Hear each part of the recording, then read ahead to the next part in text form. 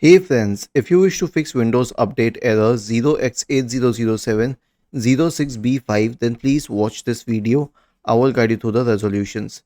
The first solution is to run the Windows Update Troubleshooter.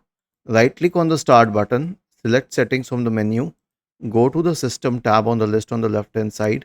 In the right pane, select Troubleshoot, select Other Troubleshooters and click on Run corresponding to the Windows Update Troubleshooter. It will start detecting problems and fix them if possible.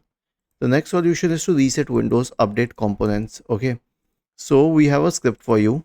All you need to do is copy this script, search for command prompt in the Windows search bar and click on Run as Administrator. Now paste the script here. I'll tell you what the script does. First of all, it will stop all services associated with Windows updates. Then it will delete the Windows Update profile. Then it will delete the contents of the software distribution and cat2 folders. Then it will re-register the DLLs. Then it will reset WinSock. And finally, it will restart the services associated with Windows updates. Was this helpful? If yes, then please subscribe to the channel.